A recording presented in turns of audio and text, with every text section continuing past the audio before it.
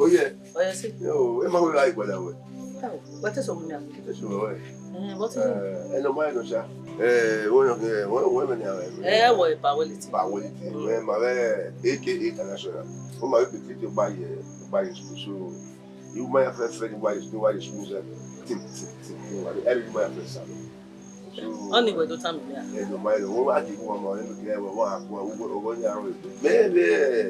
The matter flexible at all, guys. Me, I walk why where what I'm saying. No, me, so we with him, madam. You know, are beside me. But when you come up towards me, or we are benefit you. You understand? A business now. No mind, you know, for the mind. Even we need the support, we need assistance. But no, power it up one. So I need my support, so that's why I give it to you. When you are so madam, Uwadiae the way. That you have vowed where they have vowed that oh my benefit could be coming to you. Where who was when they have advice? Always say. O ma heke ne nuka me avane ke ari yo. No, I will be around make I use all my weapon to support you in my life. Well, you do for me, I do for you. No, you have where one of error. I'm a ka vane when we are to debate. But I understand very well that for who want to do that. So I will more out of video. I will let you go here. I support you, don't worry. Welly. I want fire. No. I mean, what do you school? No. I will go. I will there. He shall I told of him now why. Oh, very good. My work back here. Aerobaru to me. Huh? Your body with him. I walk bad way.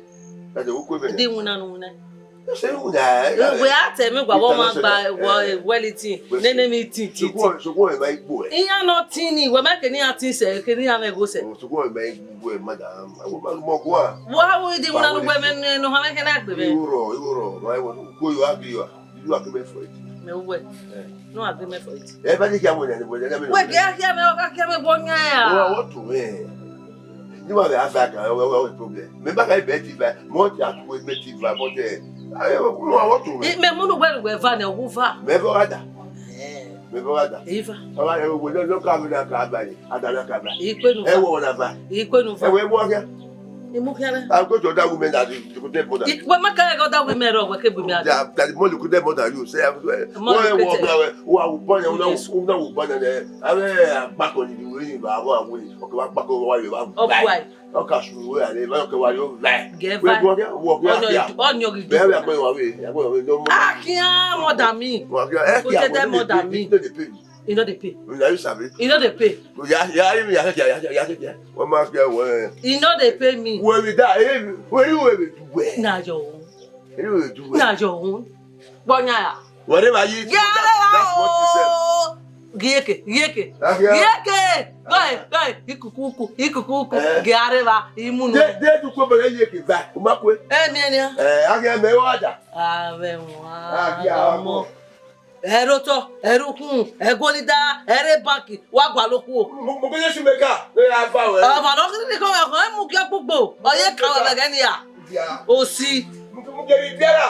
Black and the fool. Mayo ma. Akia. Mayo ma ye. Aruwa. Ani. You. What is he? It's just that Uwadiae, A.k.a International, of that day, he are not legal. Maybe I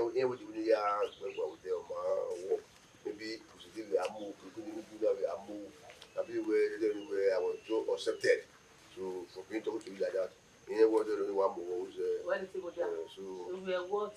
Accepted. So like the one who down here, my way managing school now with my co-workers. So team, what are you school again? I know. So I said that when anyway, Nikaya, Tamawani, here we are presented to that. Here we are, wow, low. know, I'm moving. We are the very fast, but we will back to you again. They will do fresh and good way. Like when you have that. So, Mama, you now, everything happened now. Okay. Then we have our now. To my year or Mama Paki, everything and the video. Oh, any make you will lie.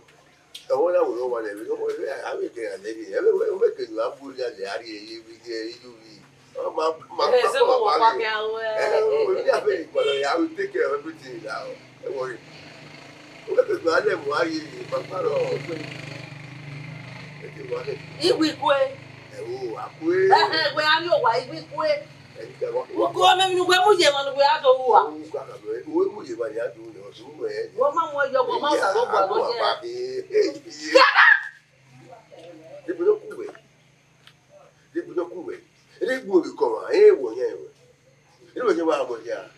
will me at you only are turning all the home. I'm going to back away back to no when I fly up anyway. Yeah, I back for boy out no where mamma we are born, where boy got to make up with just back on you. Okay,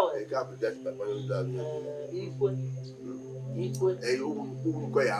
We were what to put in our post, our post, our post.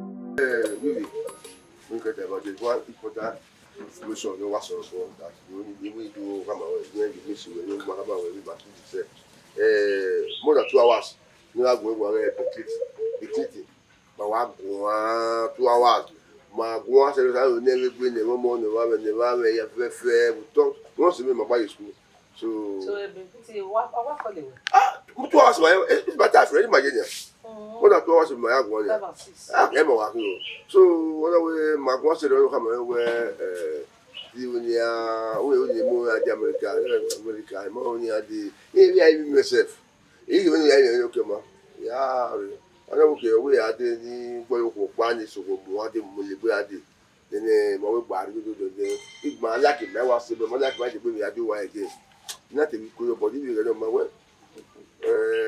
no mo na anya ku yo na do this in here we to ponia this no I made this guy for teacher now I think fast now we so whatever we to akuyo ma we gba area America be titi wa no we have to be ready you want my passport I want to America here what to pack me passport what they have we can work email then we give me passport that's good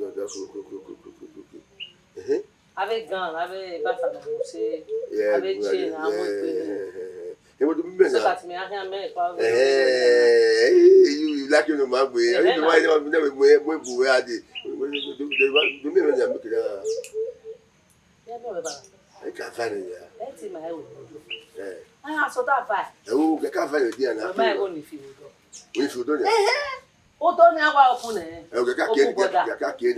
close the border now so don't know open the border yeah we passport you yeah be ma we ko be yo ka you no find it we passport you mo yo boss do tam we passport they don't know we ka we ni we gba we ni mo kam we find we are passport you na you me ya we me ni am ka fa woni ki ya we passport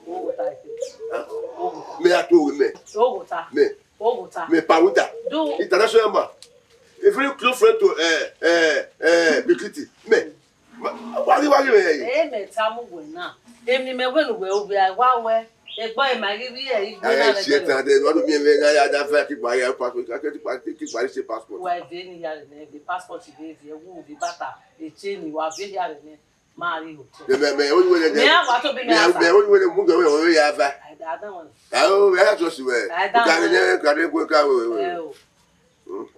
ya go yo we ke yo okay c'est autre c'est rock of cheese yes now Yeah, but when I get over there, if you it's all cotis. Salo, why go our food? It's all cotis. Oh, Pa Wellington, one international. Costa Rica. Domo. Yeah. Oh, you say in no mare. Uji keduri. Uwadiae. Uji keduri. Our bosom friend. Yeah, what music? I never Uji na gba poro. We aba mi hu jo ye lelele. Say do magbe. Don't magbe. I don't know si na we. Uwadiae ji de ko we. De ko we na mi ko na. You go make pin. Uji we. E ke na rie visa no ma we ina ina mu na. Ya do. Awa ke na rie visa no ma. We na mu na. Ajuyi. Yeah. You say big market. Owa wa no kian wa travel area webo. Ke visa o ke passport o ke BTO ke gbogbo no ri agba lo. O yiwu yan wa sign ni ma. Ya do. You know, ji we de one score wa no. And now when you say there, zebe international ugbe kin yo ma no ka travel. And na to zo e bi yo na we do mu yo na ma we. Ni ma we like business na. Come no can really travel area we bu be wo na. Ma we be away local agent. Yes. I do connect uji. Is Uwadiae international agent. Magai My local one. my local one man. Come no be really area we bu. Me we no vigori. We local agent man.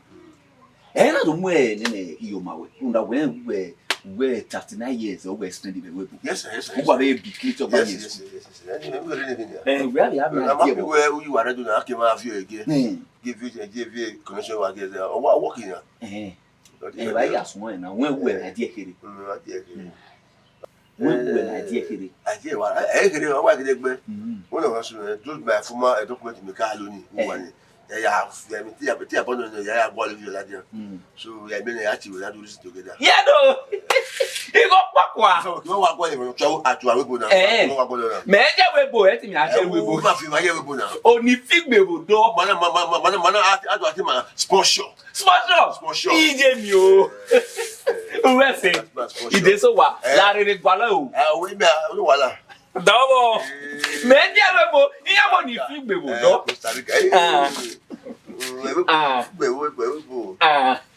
Webo do ni o si wa. Oni o gbo kedigba oni. Ijo. Ba be say o kaka webo ka webo ma we. O kaka ido. We de ma ke ma fi wa ye webo. O wa fi ma do. Ma ti sponsor. Ide so yo samu jame. Me abi ye ni la ni no fi. Ya webo.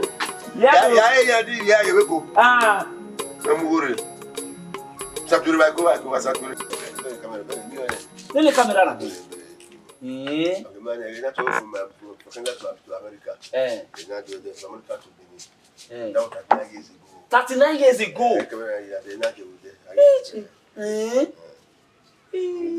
We saw na camera na nani. Very sharp. Me madu anyhow. Or sharp. Let's take camera right now. My people way back here. You walk out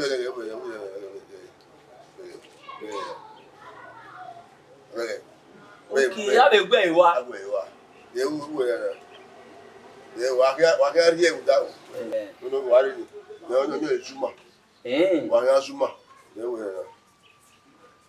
E ki a be don. Ri azuma se ni o no ri ni da o ni o do ari wa se. No ezuma. Wa ga wo gbo izuma. Okay, izuma. Ye wu na. Zuma. Ijo wagebo. Izuma. We wa go e o. So ni bo ya ye ma we o. So no wa di facet one wa. Oh, wa ma be business man na.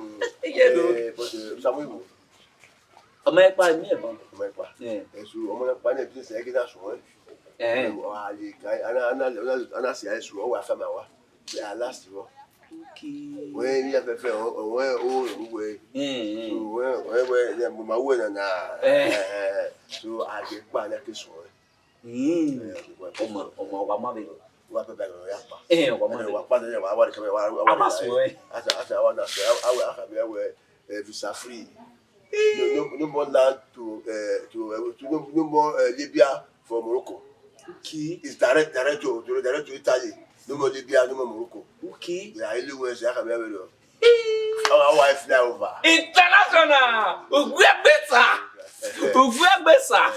Where is anywhere more? I will cross over one. Flat. Nyeka bo wa figure. I will turn here. The many I don't know what I may like. I don't know what. I don't know what I would as a captain and I for you. I was soon here. I could say this What? If I were sick, no, though. I could really idea. Every year, I was my wife here with the Mabby cool. International. Yeah, babu, you know, that's about you, Papa. International.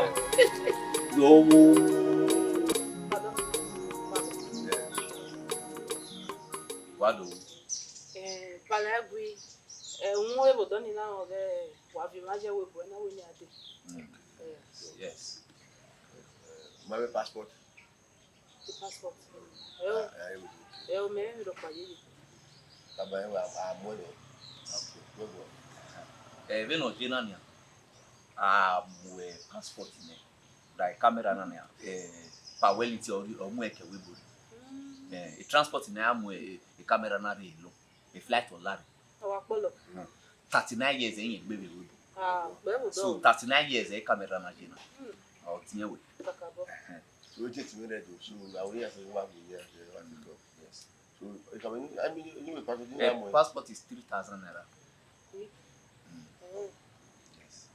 So but money for there I have to say I already do go fine sign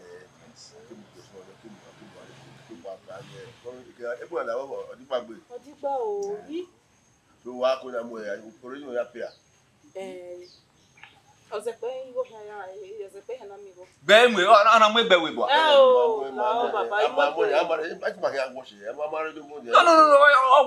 o ma get afi ma yo bo. Ma get o digo yi ya. Egui baba yen get adigo iso ma igo me la nbo we ni ka do ge de.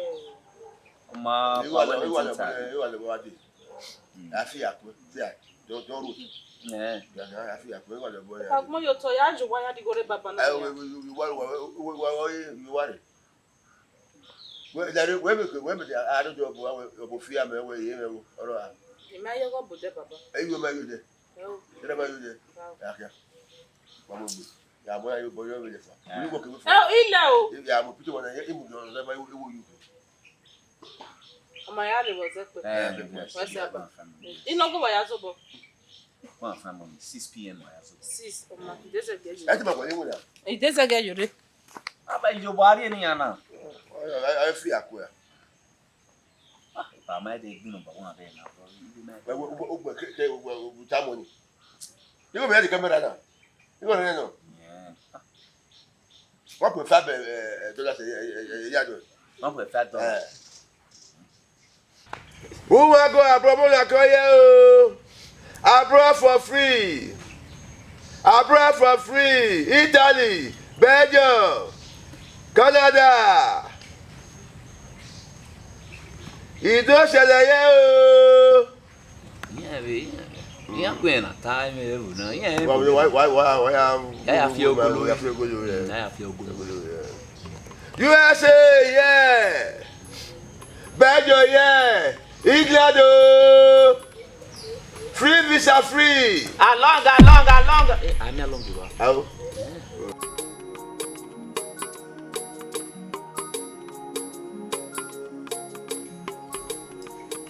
Yeah. Coast. For Wellington. Costa Rica. For Wellington. Yeah, how is the ministry? Our progress. Yes. Yeah, do. Yeah, very. Yeah, do. Okay, go down no way for that. Yeah, do 15,000. I want me now. Florence now, okay, the register. All right. Florence, Momo. Okay, Momo. Okay. That's why yeah. 15,000 or working. 15,000. Okay. Where the 5? Who is 10? Well. Huh? Who were the 5 or the 10? The made 5, made 10. Why not a video? Camera. Oh, your camera. You go na aga moment. On our agreement in my making. Coach, why? 7575. Oh, there. Then or there. The camera. Whatever. Oko? When you have the camera? Do you know when we have the camera? Do you know what I buy it? What am I nako? I'm a bad way. You go na the one guy woman. Agua. If I would like to go, if just I will not have a boy, but my brother had to it. Yeah, I don't have them. No, while your way. If you're that thing is 5 hour camera. I'm Benioto. Don't know Benioto. Hi, I bet. If I meditate, I will 5. Or more. Do I want to scatter the business? But okay, when in a Benioto? When in a Benioto? Yeah, we wait for a moment. Oh, okay. Spell it Florence. But spell it Florence. Epa Florence. Epa Florence. Yes. Yeah. They know who copy no read the minute. Epa Florence. 7575 can guy do makwe we camera we ade wa. Money me ade wa. The business is here. No way. They know when me do 10,000 kwa me no to time na. Yes, sir. I beg you. No they tell me all those kind of things. You know, yes now. Epa Florence. Yeah, more webbo.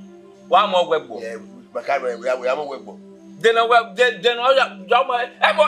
come on, this guy come from Benin to start this thing.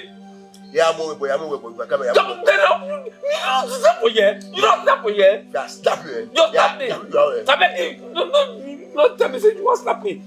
Business when you start saying why I'm more webbo. Okay, I mean want to get camera go to start my own. Be paid, don't be paid. Which one be paid and not be paid? I beg you to stay. Yeah, but I'll get to you. Don't get me. Stay. Man, put 2,000 join your own money. So if to say do not be when you senior me, I will do come out of it.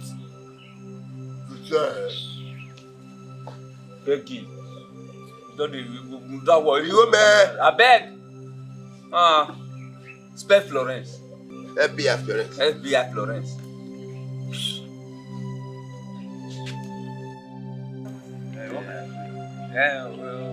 What do snap now? What am I going to do? And come over the world.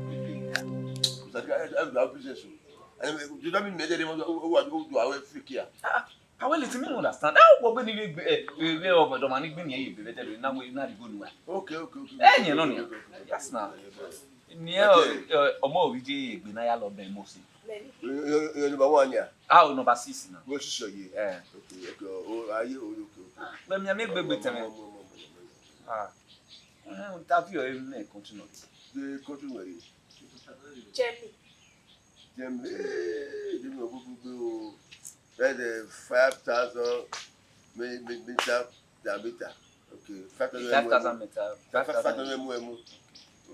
That's their passport. That's their passport size. Okay. 5,000 mm. I did a rolling camera. Who's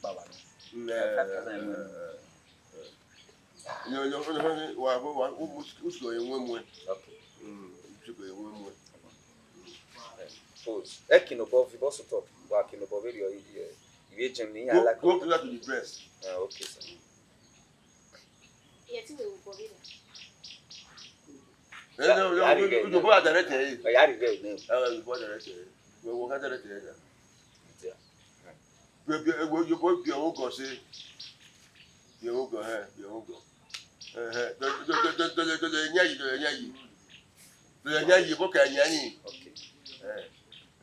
Okay. Oh, women are now very women. I be Germany nothing. I understand it. Stand there.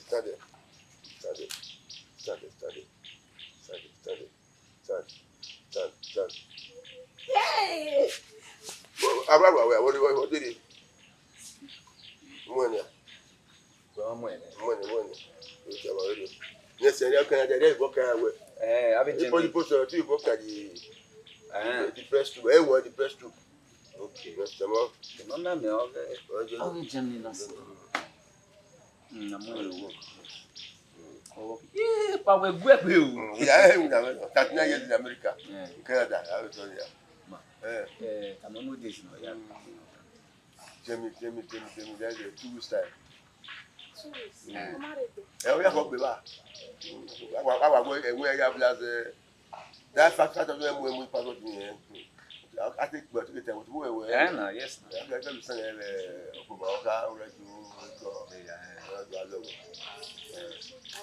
at the moment.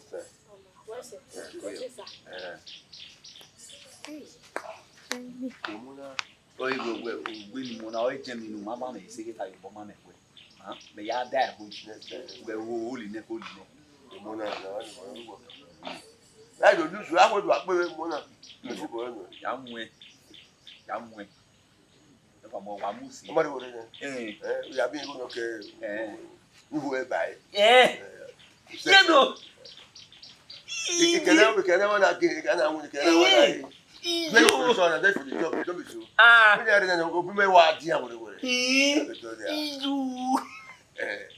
mafia ko yin abo. Yado.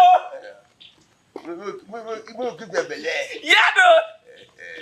Aye, you ate mu ne ko tambi. Ite de ogun go bona.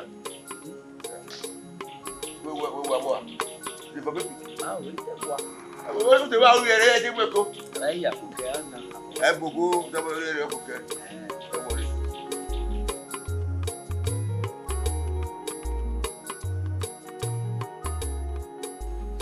Pawelinti. Osasu Monday na. Na winye di Sao Tome. Ya ma gimure be na. That go through me no here that was. Is who wa ni. Bi ama wo metin. Is who be wa ni o say e o yamo wa iko to ni ato ko say. When I submitted me ko le me sha. Yari attend to so one message. Oh, don't know. Koyo. Be useni na useni Friday na. Onyare. Ide. Ya ko ye mo dere duri e. Useni Friday abi. Your Epa-Hold dere in Canada ojo. Well, okay, okay, ready in Canada ojo. Canada wa mo bo. Yes. Yes. Okay. Useni Friday. Useni Friday. Back here. What back here Friday na. I did to one there. Yeah, be Friday ba wa. Yes now. Neni go dire nessa. Man do this. You to the country. Okay. Ya oni ade Tunisia. Tunis. Everybody. You say look at you with I want mo passport that pay 1 meter. I'll check it on. I'll go am to yourself. You are lot of. Why mo lot of? Tunisia we. Me ma ye ta lot of ye Tunisia na me o ta la aeroplane jo. We what about camera on. The camera on ni egbe na. We so we see one we 3 months ba ku gbari e wo. O gu me na be fie we na me gbe mi ro pa e to ni. The camera on ni. Me onu yes ni camera na. You go to. Me o ge ta wa mo me lo do hu me go to Abdullah, ah. Mo to Canada. 1 meter. 1 meter. Oh, it's Tunisia 1 meter no. Oh, ba ni to. Pardon. We are we. Ese. How we no? Yeah. No mo we do mo me. Fa za ke mo the picture. You go do. The picture on him. Isho wa igo di enu ya de ni ma e wo ta na o ya do we passport. Nja. Aso pa de amu we mi ba e lazo mo bo. E o me ki de di go no hin. Igo ni de ne de. Isha, you want to know we are like Jerry, man, you want somebody now?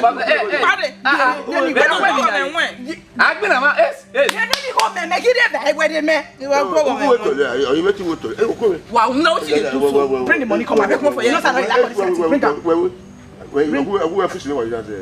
This by outside office. A partner not go me. Okay, you go near to make sure we're opening the money. When we're Costa Rica, the again are you. Yes, I say thoroughly. Yeah. How are you? Yeah,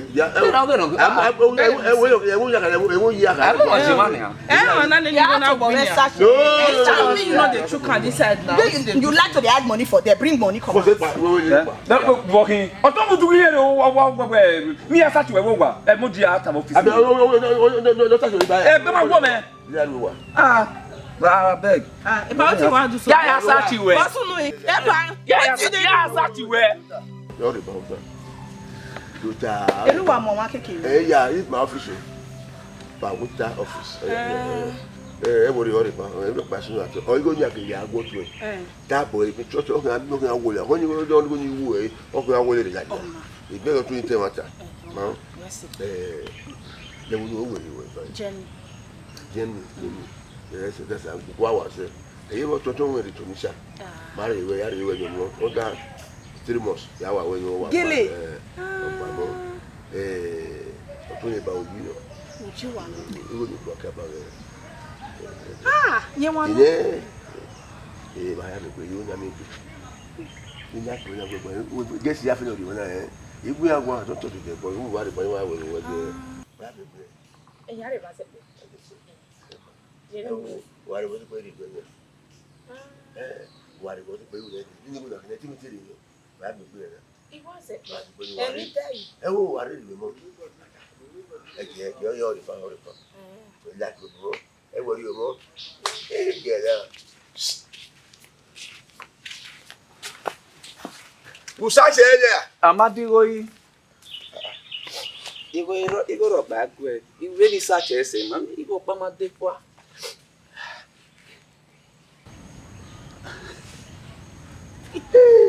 What did you You are such a man, me, there's such a way, no points and no points. The man in the ass for me, you are saying no. On your head, halfway. You are the such total.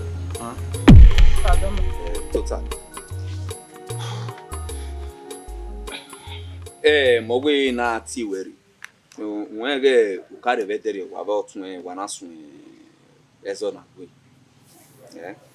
When go kawe waje Tunisia. Na we na te fie we there. Na we na record any camera. You know ya meti we ya setting fie we there. Ya setting fie we there. Yari we are Germany. Hey, Johnny. Yes, now. Yari we are Germany. Ogamema o. Tam ogamema. You know what call a president in Germany. Owo kan o pick. Na we hello, na we odafin here ahwe, na we okay. Na tam owo kan we as a woman, we can understand. O me a girl pa. Na we a girl me, na we girl me no. Na we me girl mo pa no o ni adi Germany be Tunisia o ka record. Na we girl we na we no gwegun age a girl me no. Na we kan na we nya agwa we ko. A wa na wa kan la we ni ko. Na do gwegun a wa na we okay. Nya akwe ni mu ya re di Germany. Yes now. Yes now. Yes now. No, then not my way woman, no. On a way, no, yes, you go up. Yeah, yes. No, don't mention. Yeah, you went in here. Oh, do me a what? Do me away. Do me a what? Yeah. It can like a sachet, redo. Go out when I win away as such. When we are sachet, Nana, Jimmy, I said you were. What's it? But a Jamia, you buy. Now, I don't know. Now, on a sachet, be a way. Oh, I don't know what I don't know only visa way you can come, I will set you. I want him another here. Now, set. Oh, yeah, I do a camera or gammon more. We have to see. I want to. As on name. Yes, what did you say? When I back, hey, you back, Jesus! What's it, sir? Jesus!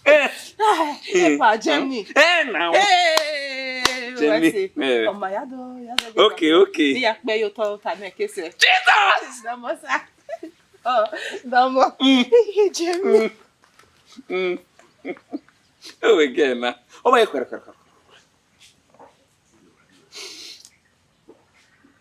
Go your journey here. Go your journey here. 2 weeks along. Berlin. Go your journey here. Berlin, along. No more follow land. No more follow Eze. No more Libya. No more Tunisia. Direct. Germany. Germany. Obiba mu na ari e wo bi nya na Germany with your change. Germany with your change. You will not get change. Oh, your change, oh, Germany with your change. Will not get change. You not gonna ask me say, give me change. Who give me 1,000 naira change? No, they will. Germany with your change. Germany. Agbopa Germany. Agbopa.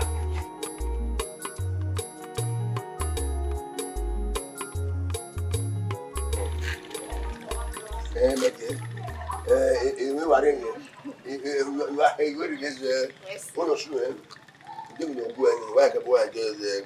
yeah, with double passport. Killing. I will give you double passport. Where's now double thing I did with you. Uwadiae. Where's it? Uwadiae. And then here I'm going to take every day. But again, I can't be able to do that. Yeah, we are about. So that we stay, we do take every day. Who are repeating 2,000? We are taking a year, calling the amount. Yeah. One yo. I'm going to do passport. I would pass on your 2 passports. on my Wesley. Okay. Yeah, me of fear would never fear with you. Of fear, never fear to. Yeah, I him out there. I know me go. We are here. I don't want to me. I don't want to me. And I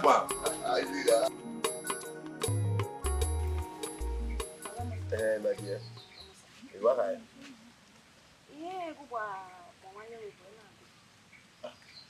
I watch Costa Rica. But you have to have a little bit. Oh, what? I quit. What do you know?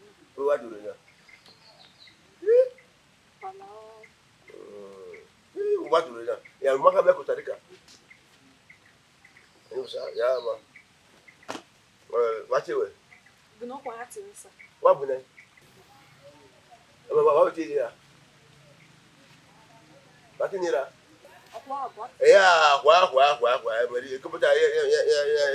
Yeah,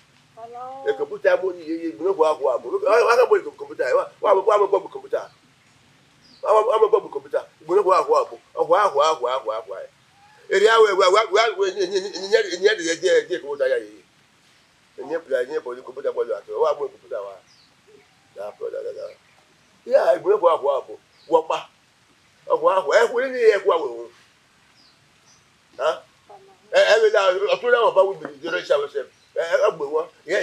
you know what I'm computer. I'm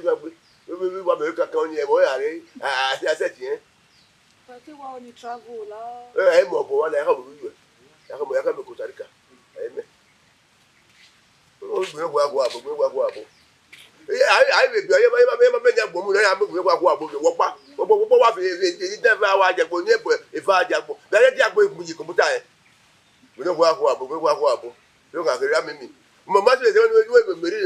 a computer. You know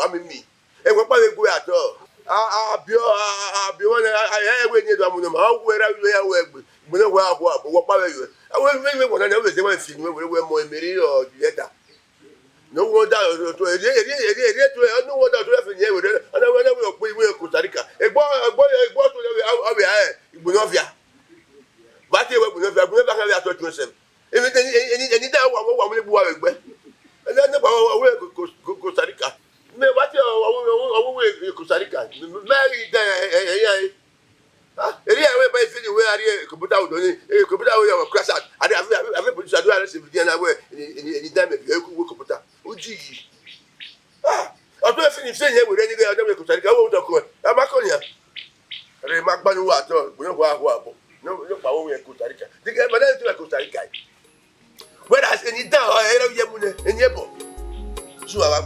here. E afa we ma to we to le do wa ya bu ga. On ma re de se de we bo se. O de bore do ya so ame. Ya fa o. Badie. Okay. I want to say the wedding.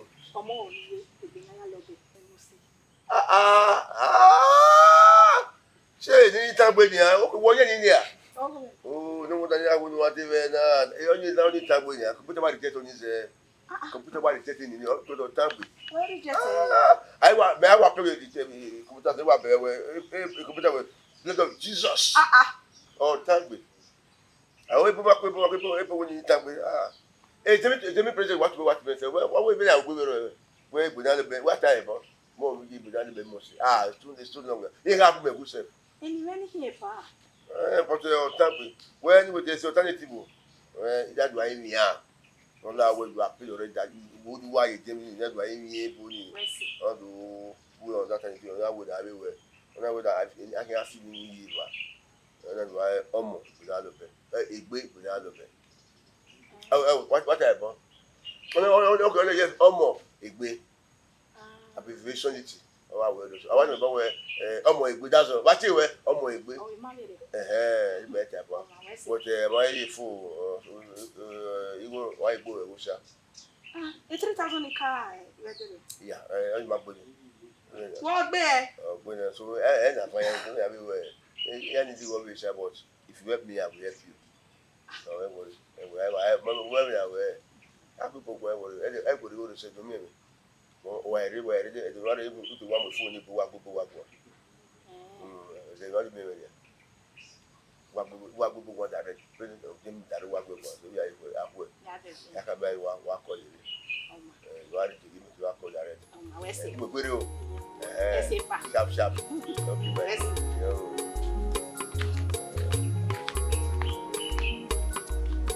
Anyway, we talk say we don't remember. So I have been 1 year. Ma go da ga but we get but wa ga we akpo here. Get it 1 year.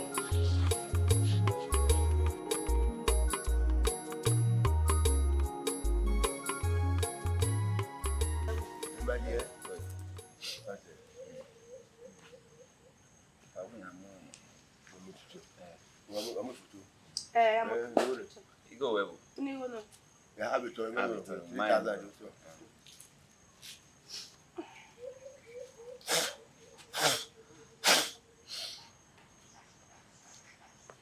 Back. They will like Uwadiae. Canada. And the page of Canada is I'm going to page in the passport. What are they by M? That is size of the passport. Okay, what are they by M? On the Canada passport page. Okay. What are they by M? That is it. Going to Canada. Okay. Data page. What are they by M? I want to claim them. What are they by M? I watch. Sorry, or to boy. No, I move back. When data page. Okay. By 1,000 by so what are there? What there? Yes, by Canada. Yes. I give up if I matter my. You can why we can say, what a maybe, sir. Canada. Yeah, Wow, we mau. Ya feel like ane. Yeah, we have to go for body. What way? When will you have? Come on, to go for don't go. Oh, when we move back. I get for body when you have Mama, I jam. I bet and you don't correct. You didn't correct. Oh, Mama, ha. I bet we quarter for everything. Don't by yourself. Hey, I did for me. Come right now. Go home. was on the hour. I get for body. Yeah.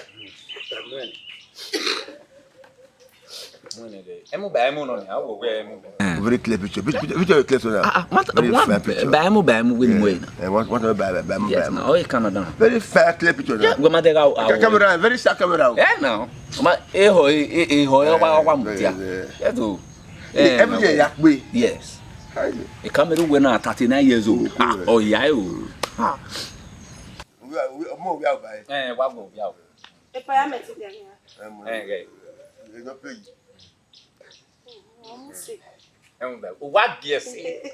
Yeah do. Yeah, go to the church with mom. Yeah ko. Abi. How?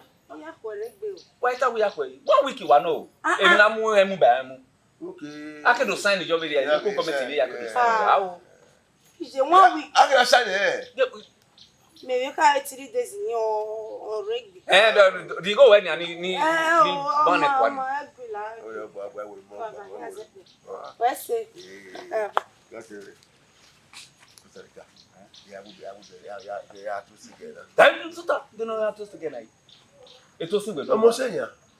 Eju boka we aga du boka e girl we level na eju boka na. Yeah, sure no. They no so me no go me go e girlfriend you know. You marry one ya? Ma president. Sina there. Ujire ma. Wana ta video go me get. E girlfriend you know. You marry one ba one. You marry one. My friend.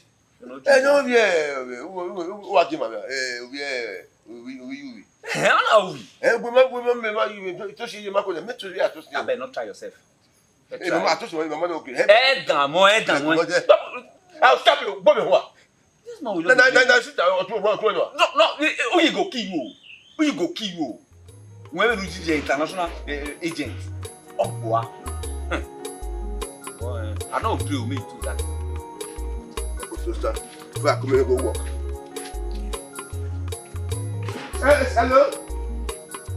Lockery! So, what we must say? But picture we were there, that picture, very fine picture. Now, to say, you can't present. Or he beg, or I want to. He have was happy in my own way in Nigeria. We must say, where a woman have a kissing in Nigeria. Now, this is our girl. There was a woman. Oh, where you are from Canada? Where we working? Then we told him to say. Oh, only know where you are. I send him away, send him. Come to Canada. By we. But I know it's funny. Maybe before the point, maybe all you say is about Bella. I so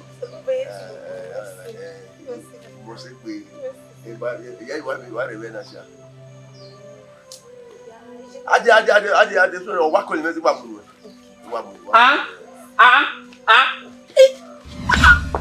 Get out there. Don't say baby. I can friend to you when we laugh at you. President of America, we not get President of Canada, make come. But when they worry you now, you might come over better than again. Way. I'll tell you. I'll tell you well. Farabi at me. Come on, won it Tamujia. For one night, Pawelity Bianani. 1 year. We might cut them. They are not your one. Do a work at my work at them.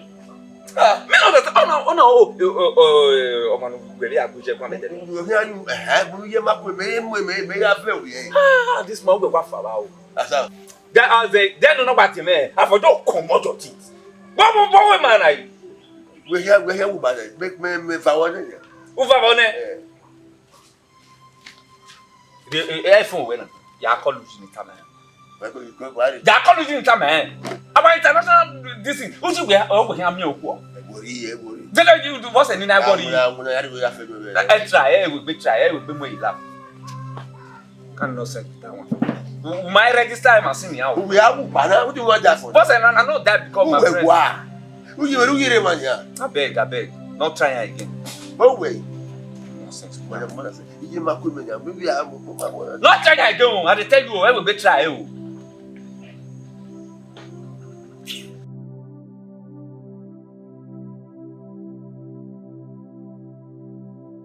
Wamudiane, where you are out there, ah. Mother Sadene, Wamudiane, where you are out there. Lady, you go and Mrs. Omagba. All Ladian passport to wow, all Ladian. All Ladian, any I send the area canoe. Why are you me? Nekumariade. The Nekumariade. Nobody may say, way, me want me na me for Ellen. Don't feel like one and mammy. Atam we have to go in a Mudia Yago Paco or one. Agba Paki. Bemana. Africa Ellen. Well, you know. I was a man I can't the way on money to your passport in Manarino set it loud. And the UN, Aviani way, UN now. Are you in them? Oh, well, oh, when you are Canada. Yeah, they face where they are. Yeah, where you have to say, you're not Tamogame, and I will face it. You're not Tamogame, walking. You are sending it. You and no, you know.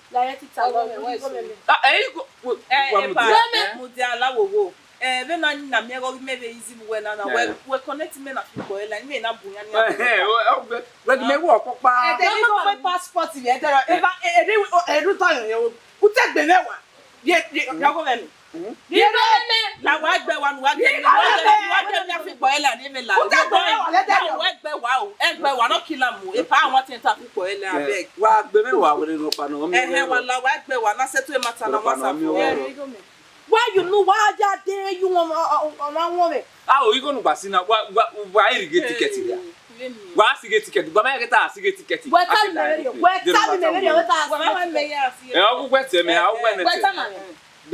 I'm not why don't why I get her the ticket. One year, when Wapan la we camera. Yalla way, yalla way, okay, well, can you plug for me? Near the answer. What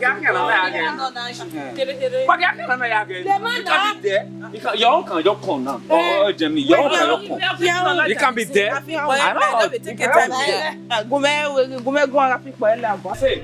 Benaki. No, nothing. I feel for Ella, mammy, a visa, mammy. Oh, I don't know. Do any more. Who got one enemy? Why did they do the team call? Who got such a member? Well, Mudiane, I feel well, and Mudako way. And I'm a magic boy land. A passport way already in here. Mutana, why call you people the passport? The pass. Yeah, but I'm begging us a passport you were where. Now I'm well, like you're not where you way. Come away, what to sash me, and I call down in a one of it do when you are not see that there you now. Oh, God, I'm going to remove. Not remove, you call me better.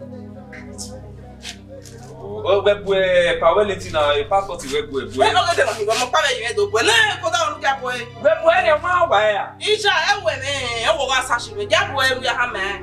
Shanty me down. Gabwe, yeah. So don't so I tell you that. No, they go now. They give your passport. No, they go. Your airline they wait for you. If they wait for me, you don't go no here they go now. Don't give me belly. I'm going to say this thing. No, but you say my difference. Okay, let me go to the airline. Not tell them what you did. Time me go. Maria me, come.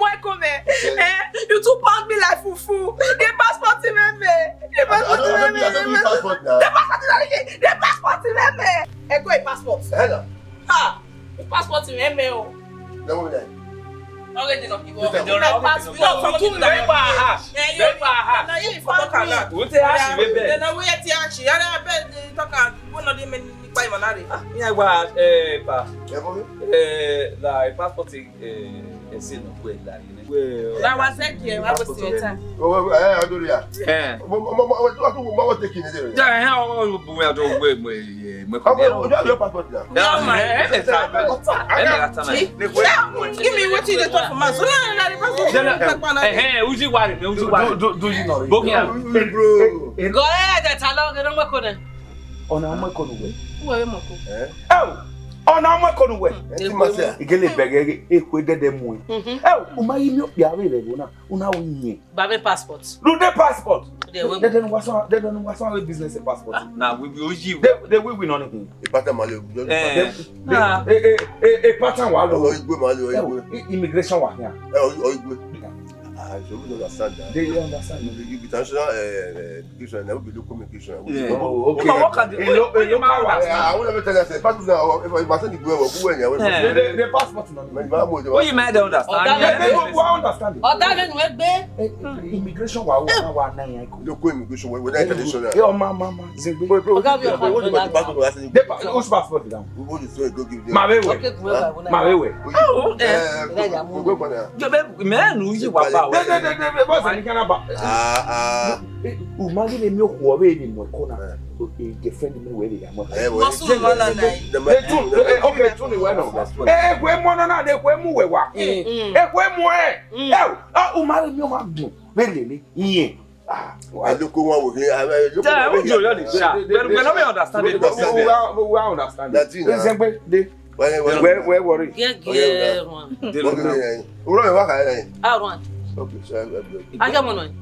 Hello? Where the money was? Iya ware mana wado re yan. Yes. Impersonation yan. Yes. We wado re yan. Iya ware mana yan fa. We call the police here. Yes. Of what now? Enu wa hin wa wo wa. We be local. Wa den wado re yan. We mujane ga time se o When you are there, Enu wa gbare zo be. Yes, wade. when you are there, lao. Irema. Uyi, now we go. We win for where? We get the my words where we win. No, we never me where. Ibeki ko ya re go na wa we ya for every day. Ba me passport. No, we mu no ro we worry we are the life we go. We are the visa. We na call the police here na. Okay, come vigilant. Wo Ni take vigilant. Call the vigilant. No here gbogbo e. A police need to no, any size man. I don't know why you are not one way Matthew DSS. If you don't mind it, yeah, DSS. Wow. But yes, we na we go. In the war,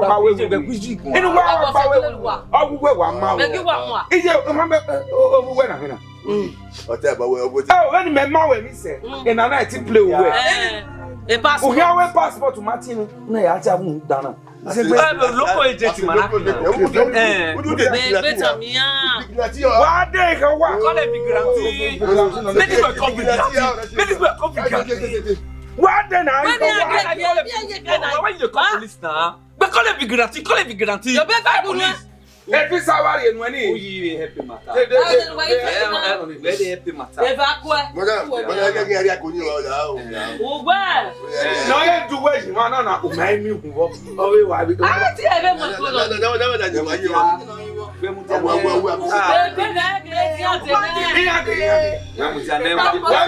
Now we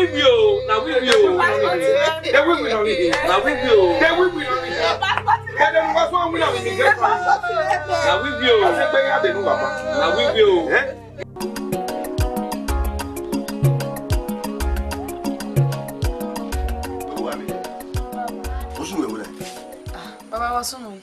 Ewuna. Tuwa no sunu. Biya wasunu yi. Amede. Mo use God and I don't use God. One of I be use God by name and I don't use God. Mede wasunu. Baba mi ni wasunu wasunu yi. We bokman.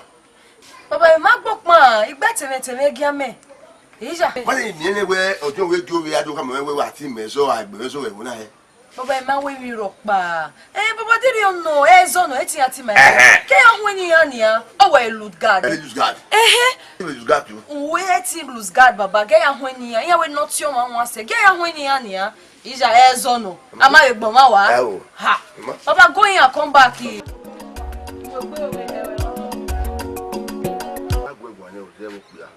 You can't speak anything. Now it's like on a way so now we're on a way I'm here again cool into it will work. We are people work we are agreement we are cool we are fair we are now it's here before was people are with women money them my way barrel there was from person to husband to be when to men American who I don't go after.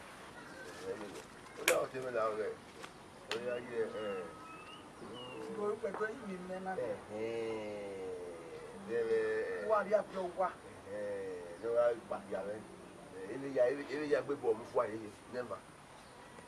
Ele bá wà lókè ẹ̀ ìgbówó yọ̀ ọ́. Ọ̀rẹ́ mọ̀.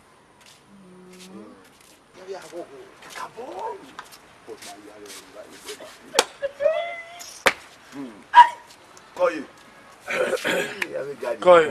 Nínú wa o. Ipa. Call you. Ije wege ga degi maha. Ege ye ma ya se mama ya mokore ji. Be mari ma na ya na mapa mi ra ma ti ma e. Because of we mari no. Ije yen no mama mu re. Ije u bego we o febo. O febo we ni. Mana do gbu ineje nege gi lai. Kedene na pa yi ma fun bo ina ni. Eke no riri se we no kin alawe go na se ya ko na ori ogwejiun na gi gui. Ma fun be wo na ni. Abere ma ta e. Eri ono kedene na pa yi oti ma bi. O ta ti kula di. Kakaba. We no ko kin. Awata. Awata. What the one? Boss mo bai. O do mo kan go me yaga. Epa you diso. Awa. What mo yaga? E mata no a. E mata wa. Ha? O sa wa zero wa. Ona abo yaga. O te fa we for there. Mudiane. Epa. E mata no we gbe re. Awa. I no ki o beche o. Ma wa be lo koju. Now. Be no now. Ji. I no di wa yaga. Ma mo yaga he. Yo pa. Iwa. Epa. Papa. Cause we be our friend o. Move. Hey! Babu. Ni ma pa. Okwe gbe ni. E wo ri be ni ma ka yi. Kia. E do we na ya iku ni.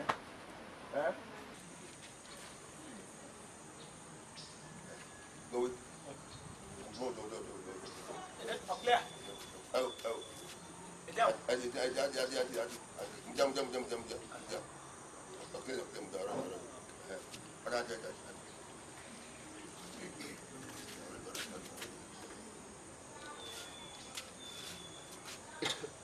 Hello.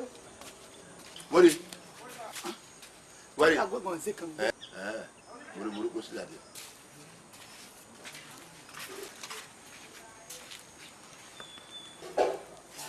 Mamu gbe. Lo bla to. Megwan. We get up do I get up one. Yeah. If you any. We went to America. Why America? You to give her. I got it.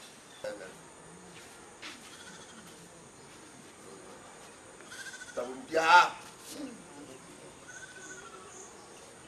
Down. Ven. Phone.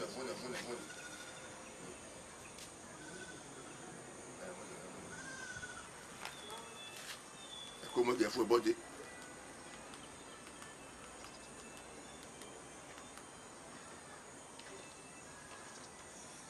Switch off, you.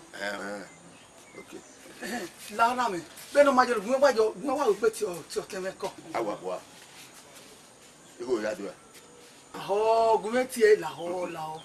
Gwe wa ti o pa ni gbagban ma. Fiane. Wo ti make o. Ko ya no ya pe ko bona ayu wa mo pa ni odo ni. Te do ri ko me te do ni pa. Amata go ile go pa pe yo to we ya do akọ. E ko ya ma gwe ko ri ko me ni. Ko akọ yi ko. Wa di go me wa di go me. Madam. Agboli ki mala. Wa to me pa yi. Hey. Le mo.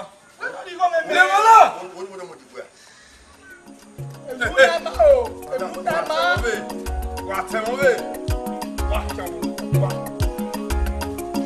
Hello.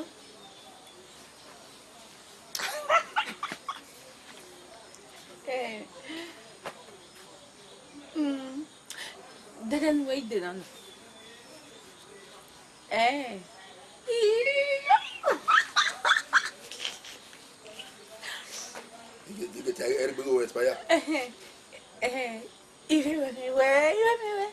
Oh man, okay.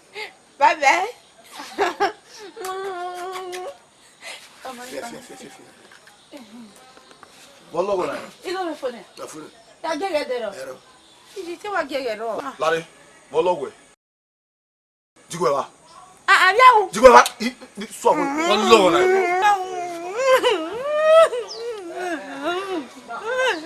E fa oye me for worry. Ofembo, I love you, I love you, I love you, I love you, boy. When are you love? I'm not going to go back, Bonnie. I can't, man.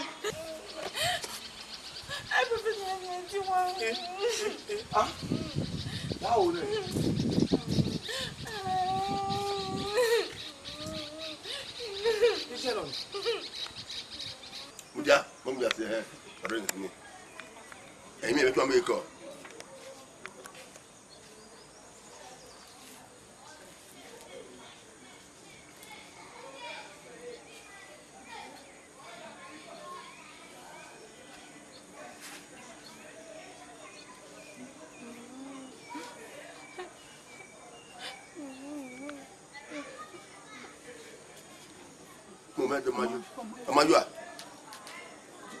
Amayo, shoot off. Walking, Mamba. Eh? Walking? Oumé donc que nous n'arrivons.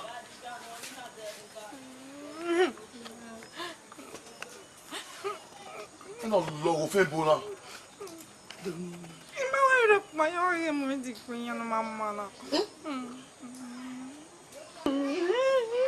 E pa de consommer na euro na nive musoto yati do yun pior.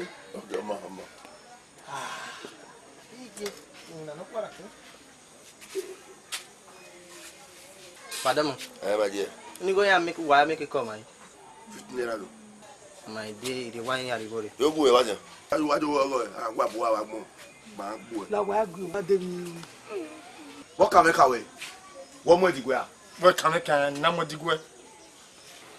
De no. Oh, we no man. I do at your telephone. I love you.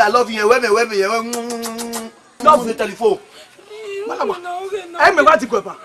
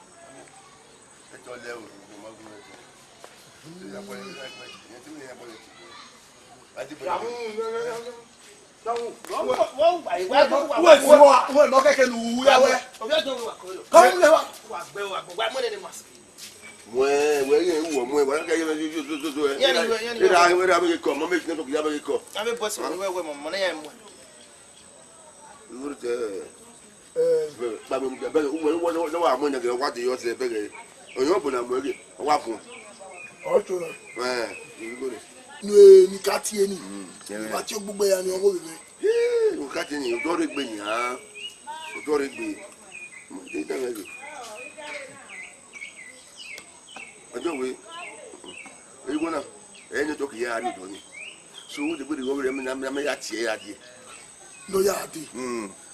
Ama owe we ma yogun mere ni meti orimenya. That's in the network makudori. Where go na atieri. Owe, wa wa ni moto ge network no yala moto ade o make na go oteme go ha. Owo man boy man kyokyo. Meri ene network ya akian ne nia. Iri ene mo we ni ma.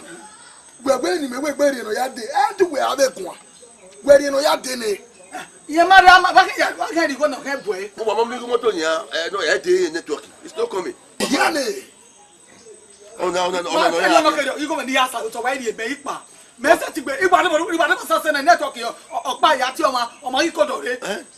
Why ya te onu ma me wo ati o wa duma me wani we. Oh boy, you mo ta odo ni into network. Wale gasa o ya e ku jo. We no di go me nipa. Oni ata lo. Ojo we re wa. Eni oni ta na ni. Gbe mi ma igo egu mania. We no la moto we kin na la moto wa ati ewu mama. Kame wo asedi ana. Ari moto ni go ne.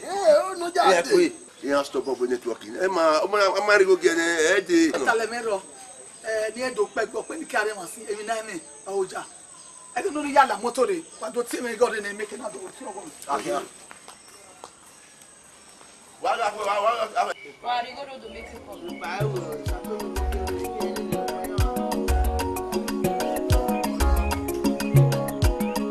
Where to?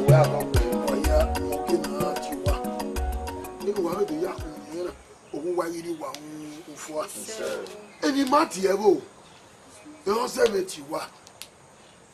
emeso no ri obo me manya we iya do mu e ba wati na ya gwo ma gwo ne ba wati yi telecommunication no me ni wati e no we iya ya mu ade e wi mama kate iya mu e ya gbe fun o wa mi ma eni ne na we ena deni magari ga mi e bo wa ga mwere iya we ya ri opa ni ma ni bi e bo o ve no tie e de what's it here lifeline lifeline what here ake gwo ma gwo si ko no abubu wa lu ehian abe di ho ijo mo pa yan bi alu e wa mi o yin we e bo ya fefe no ri bo me na ni e ma e na do agwo emi ya egun o wa temi no ro wo ri o wa lu igo bo azi gojo we se o we atope e na wo wa ma e no we abe mi egbo ya iya wa mi e na we so pa na na be de we egbo sa be di goje nene ba wa ti e awe ke no ri na regbe o me go na be de no na we wo la moto o we no ka se ko me ba no keju iya wa be de egbigo ni oge wa atope na we abe la moto sa ko bo a bejo owe o agba mudi abe o ma enu ata uta enu agusi ayi ma igwe na mi we ibi e bo ga iri na ra ilubo ga mi ekene na nwi na na wo ma o ka kenu wa ni bi e wo we ho so pa iye we kevere na fi pe de anu wa de na ni ya asu mi na be ma la ya lu go no ai to bono jo we atope ma fu wa gbe o ojo we atope ma we ki do ku eni ado megbero ye wona o ku ki me ka mi ni we to we se do we emi nya mu de e ma o me yari ba business man o no ni amu de na ni o e bo ti e deri o yi o we lifeline na hin o we lifeline ni e gba o wa fe to ma na nya oni se u gba ji gba ma yo we atin no come califo ma ri ba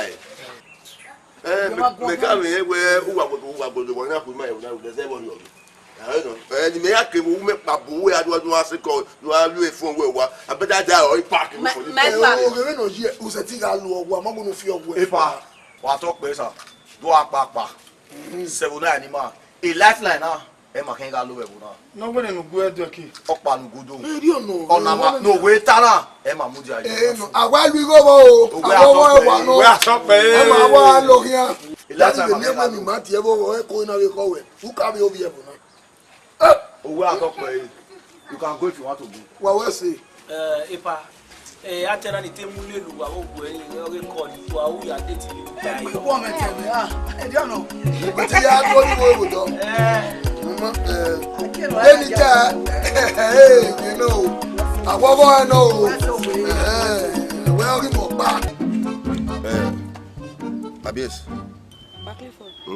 o no ye na ye na Egbe wa ewe me the market just get take date. wa de do o ma de yo ato area ojo de do somehow e mo ye when wa mami go be na nya no we ro ga kire no we se be na maybe am dem yaro o tem ge bi na ko ke be aye ne Bakliford.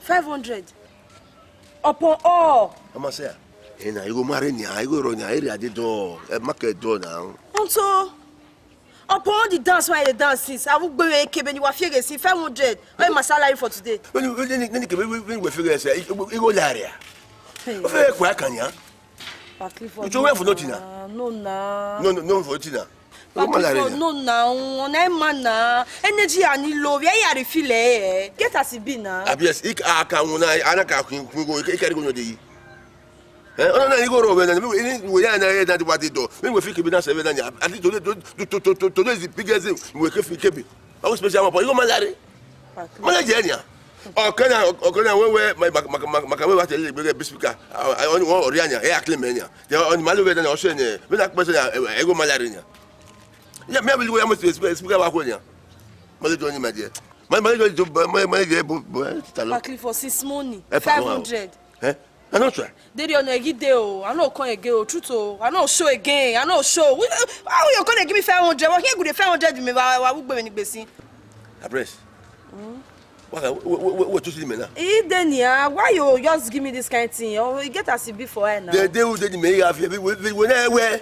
Guess you have a one when you talk with me. I will have me over there. Come on, I go. I say it. Don't come again. Pa Clifford. Eh. What do we hear it? Why are they hearing by where when you They hear it by. Pa Clifford. Nyere. Nyere. Nyere.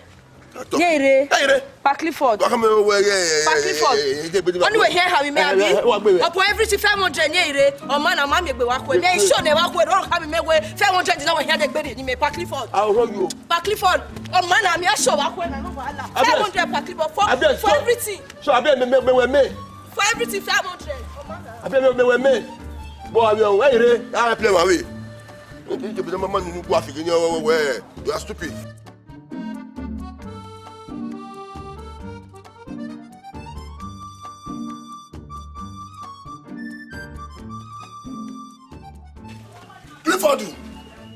Clifford. Walking. Ekin do lo me na ya we da we a. Ekin we do dem no ha ku me da we da we a. Ya do da we a. What me wa boy? What's no? No na do le pe fun e. Why ya gbe ni le ogogo ya fe ran le ga kicho mo na kan. A Clifford. Ogbo pe we no jo. Ige esku. Le ba se ile asile esku ne. Esku ejo. Je na we ye be je esku Clifford. O ya we mu na. E de buta o. E de buta buta. E go e asane e rigone. Rigone. O be ro tosu. Le ba se ba o no de we boy we ye mi we na ku ya. Ima kwa e. Ima e ki me na ajo ki me na wa do aso won. E ba ya fe no school mi pagbo. Ami pagbo. Ima kwa e. E se bo be se ya fe ya. O ma ko ro je school Clifford. O ma ko ro je school. Ya do da we ya Clifford. Do ma we je school we no we mu na. You met access school ne. Ami wo ma je school. Ere ma ke ma do we mu na e ta mu na. E mu na wo bo na. O we mu na e di agbe irigo ne. What do I think ma we? What's that? To me over to also. Ima ki. We ye we hu ya. Di me na hu ya. Me ma kwa e. Me ma wo no ku go de ku me. Gboro mo ye da ma gbon e ika e. Tale me ro a me we. Ima kwa igo ni no. Also meti o we yi. Ima kwa e. O na adu da bi we. Adu ni na mo ma me no. Tu pa mo ma be gbe kinu to da me na adu da we. Mercury. Itale me ro. Ya to no we. Zobo nu geje school ran o we nwina. Be be rio wa mi no bo we. Wow. Ya wo gbe rio gbe me kan na gbe buwe ade ma. O se de no gba je to. O go bo we egu we nia. Wa le mi wi o ami o bo we. Come on live here. Nu na mo ba me. O ba na be no jie. Mercury. Ba me. Wa be no jie. Zobo. Why table we maro we me ko ne. Umekone buani. Itale mero. Wa tu mago. Dame bue. Well, ya wo gbe buwe ade ma he ma. Ehu. This is my girl. Maro tere me ko ne. Yes, me ko ne. Wa tu mago we ni. Wa craft wago. Ya tu mago. Mercury. Ede wa ki afan. Ide. Mercury.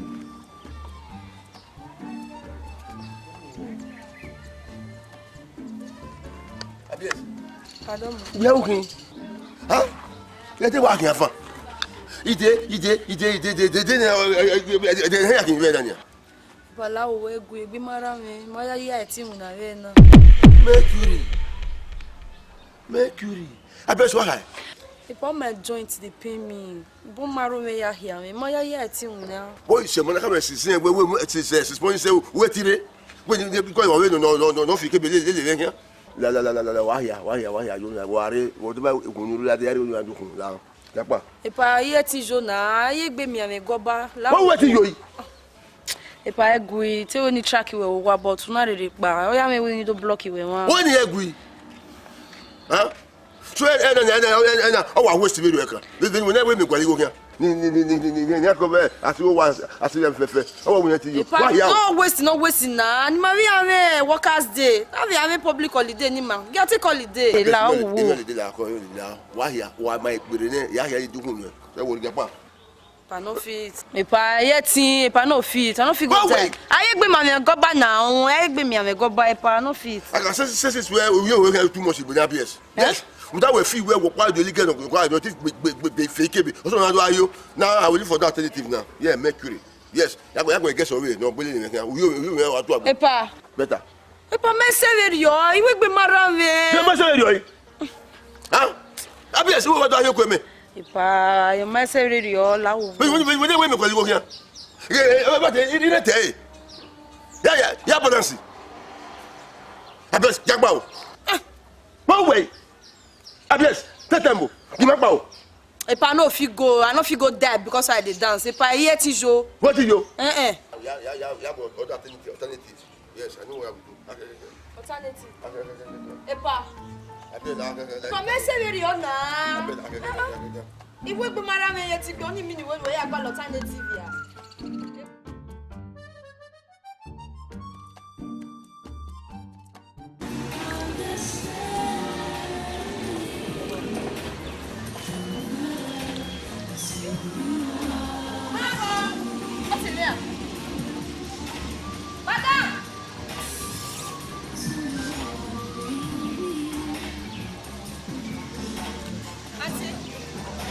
Bring up.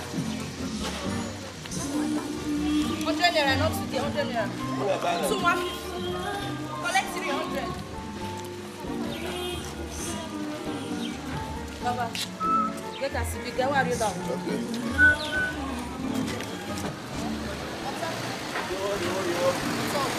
I want the interesting.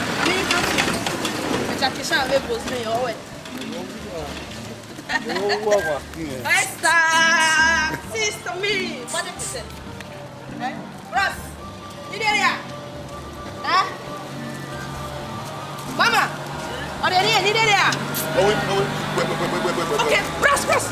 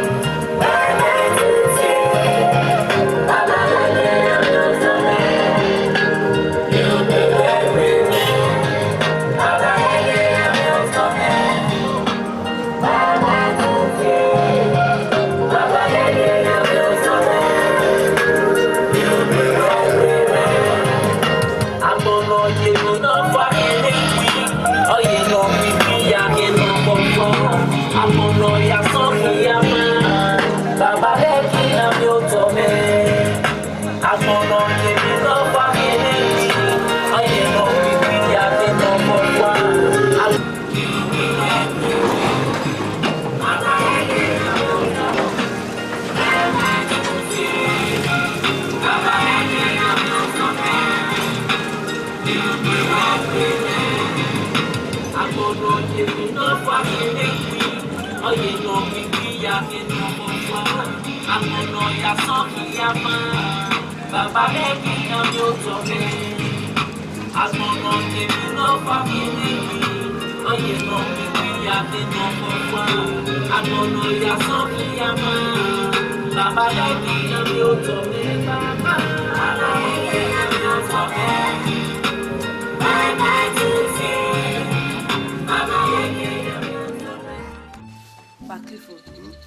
When no de na mate wa na so papa no salary me no Uwadiae me o ma se ti so ma fun wa o oni say ya refill energy ni a kaka bo no to wa here very well ma give away me na here ma here na God brought you to me no dey ma give me say but you know say as a man ke na wana I because I will feel able to so at okay me abi we can ma fit be here at the end we yan am making here mania every the as you ba yeah wa mo to the business by business so papa no we are here even no mama I promise you na we na we also ni we la bo we dey me start abi you are go ya kin ha we so fanya yi abi you are e mo je papa wo hi abi ma we me go ban we ma kai ma ya abi you we me so go ban fanya yi ku na yin wo bi wo ira leave it alone ma ba ti na e me ti si ai tell me si ai bai ona ni je ona ni le ko me mu gbe no wa gbon e no je na ma je e ko me ma mu enu imuna no na e ko me ma mu ma ku we ki odura papa dey also for myself now let us for it una we see am fanya yi wo bi so fanya give la for we be no live la for we ya fe no school wa we ya ma be no we school no jo school no jo be yi wa when go be yi kiwo so we ya ire ya how do you know it take come how do you know how it take come we han boy you come e wo so go agbo we be fi abo e come ma no ya ire do you know how it take come ma how it take come do you know it abi yi wa we take down here do oya ma agbo ma e ma je ona na go no yi come e ma be no yi come e ni ono wo me wo he unu agbo re we bu lo bi e mo le si ai isi a o ah he ma agbo e school no jo baba e no ro mori ono ni a no ro wo be yi wa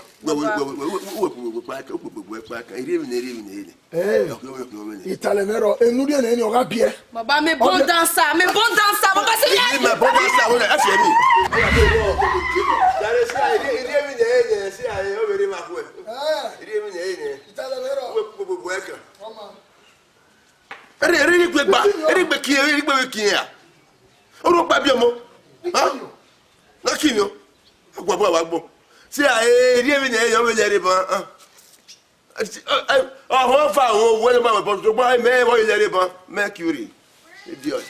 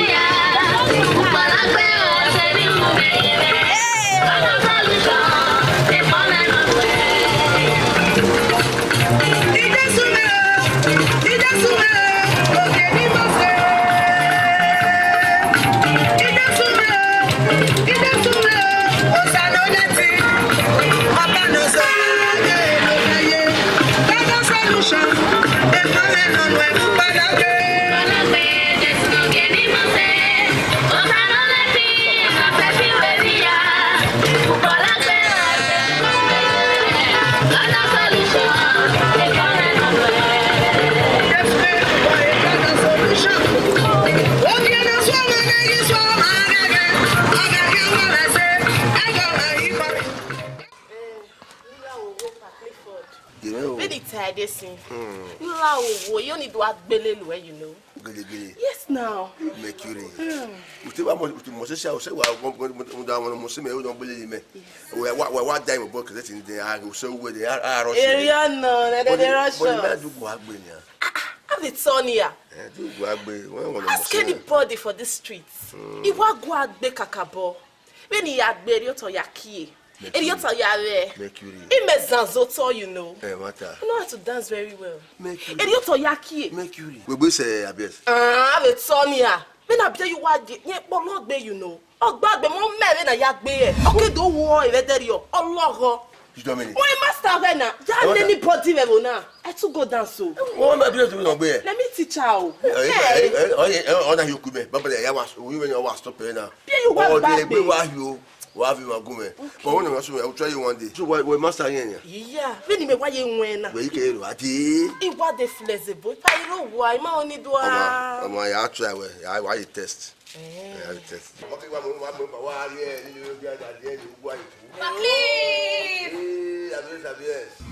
Abi.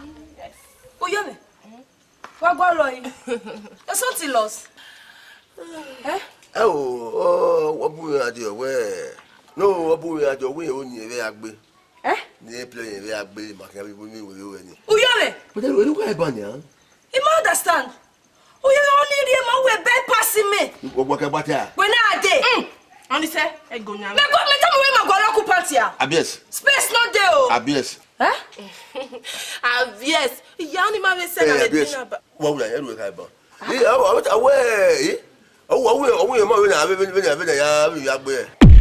What? Oyomi. What me. Hey! Jesus! How we ma we agbe? Oyomi. Opono di energy when they use. When you agbe fi wa yo to ro wo ma me gbe me. Oh, we were talking. Oyomi sabi dance. What to get?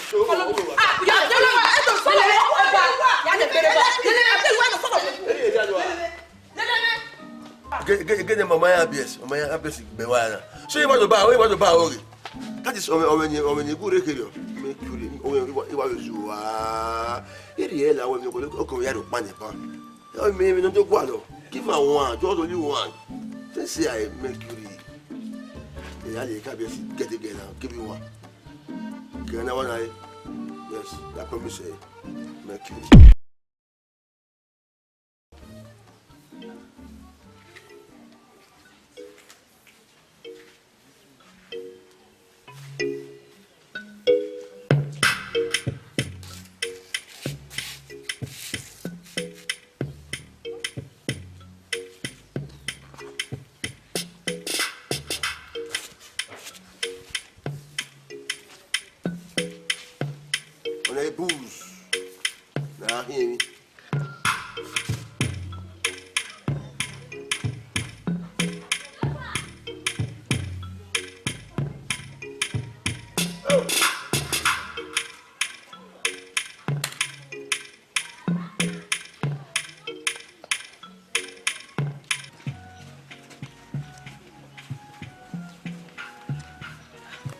Cliff Baba.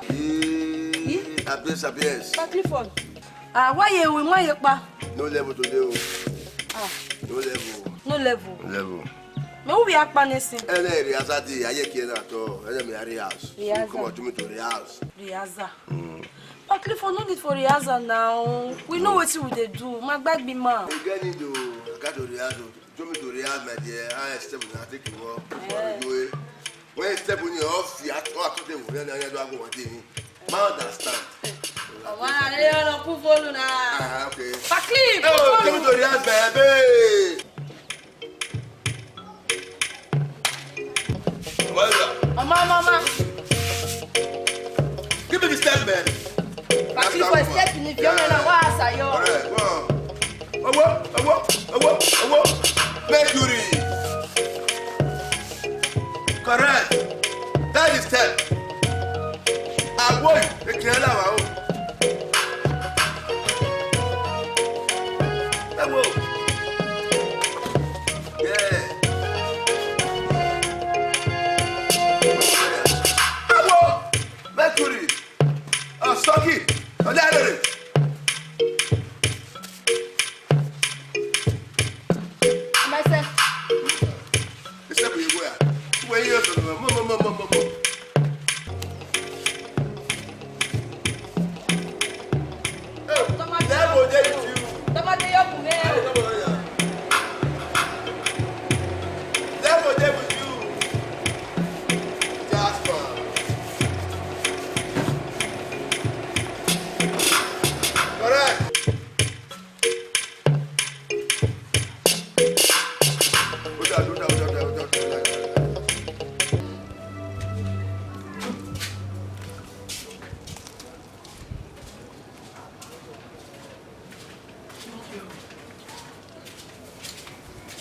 Madam.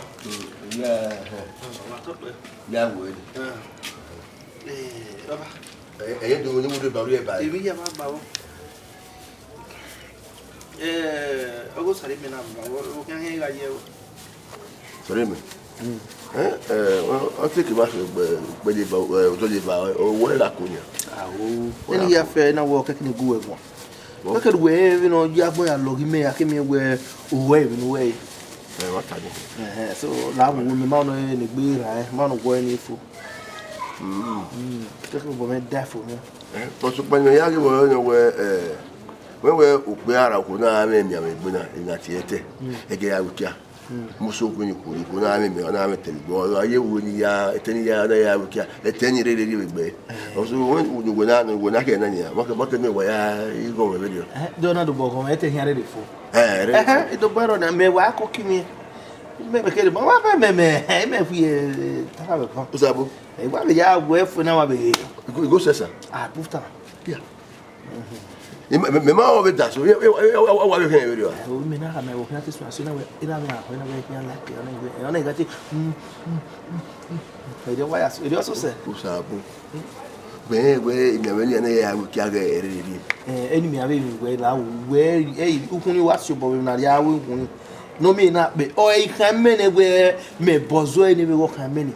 Me do come with about how many gas or you know here. I'm not going to me. You have to respect him. Okay, no, you jayo. Where you are with him, Papa. Where you are my father. Where make you really mention you have going. My boy, when you're going. You're not above by one arena by us. When you are you sabo me and a good team of sabo. Yeah, went to Yarra. What punish you by? When Niare Koto Adina, no Yare, Quabina, a manage secret, it will have it to Baba. Okay, when I quite bully here, me. Oh, you are not a criminal. Yeah, no book of federal. 30 body creepies. Yeah, it's 3 times a day. Correct.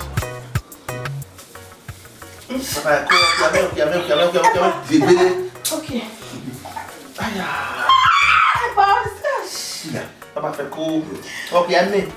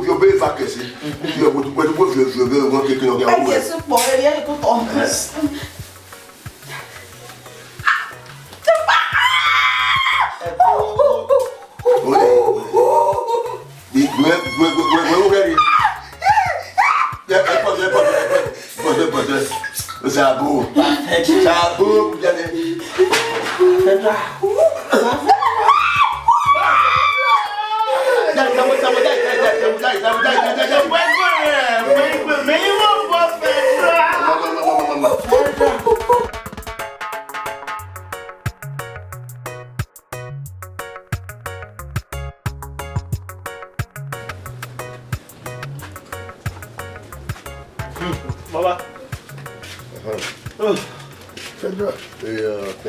Baba, Marigo, my way to be here to do any good. Oh, we might be doing good. What time of weapon? Baba, Macaverio, Semi Macaverio, living in Yataway. I'm one of my years. Baba, yeah, about you. No, book blocking when I run one. If I don't book blocking, so my mother, you might put power. Whatever, no one will be listening to do. Anyway, yeah, when you get where they a bit of company, a man not do tab, a dear one over you, him to be made away, and he was so away. You don't come away when you carry him, they don't know, even your house. If I will also over in no was the women say, it is Sunday now. Oh, this Sunday water, he has said, then you man, he met said, dear water, oh, we have you over power, we have a demo day. He said, money.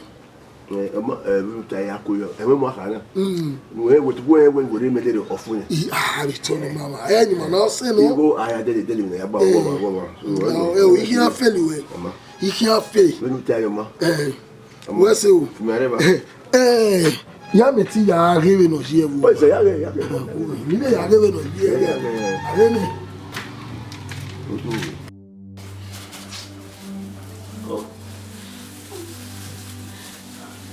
Aqui é a boina.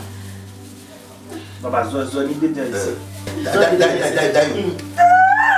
Sabo! Vamos já! Mozoya. E tá rock ya. É rock ya sabo. O já mais na. Na eu wo. Fedra. Que dai me. Não, eu dai me. Okay, we do dai. Go so fia o. Bagbe. Baba get no me manari. Mãe, dá pra.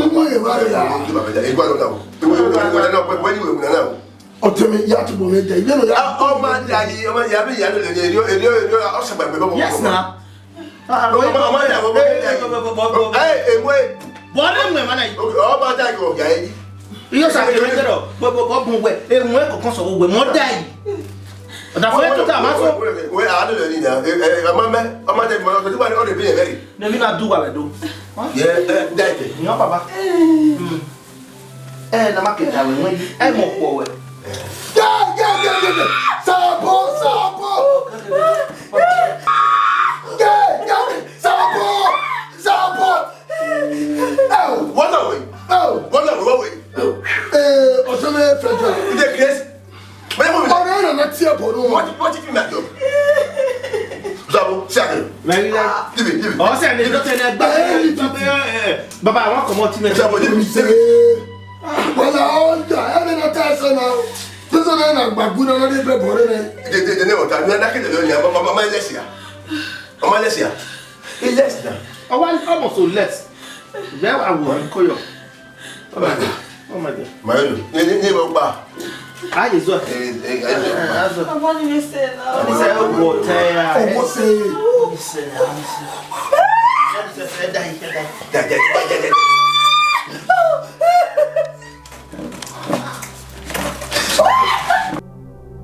Go. Yo, madam. Kudo.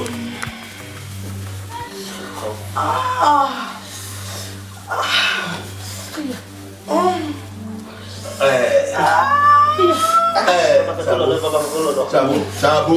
They paid me. Sabo. Sai go meti. Una. So kana bodu to go eja yo. They even you do nene that okay, I no feel leave this girl. O Sabo. Sir. Mo go bona. Yes sir. Una na e mo ma we. Wa he ya ko e ma to go fi boyo. Mo na to go fi boyo. Wa e kini ko no nwe yi wo e. Ipa we o kekere. Ero ikena se ke we la ke be na. No.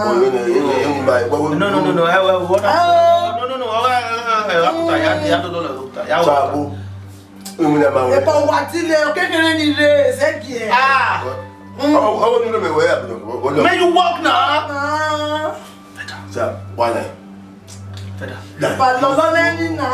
Sabo we. Sabo. You be we had to do to. You just go now. We happy here. Sabo mo go na. What here go Sabo. Yes, no. Oh God. Sabo. No time. No time. Sabo. Efe. Eni ya ko we dia. Owe. Ya ko e dia o se o ide le yi. Wata na ji. Boy already for the hili. E ke ni me eni ya ko enwe ya ko a o ya ko. Come.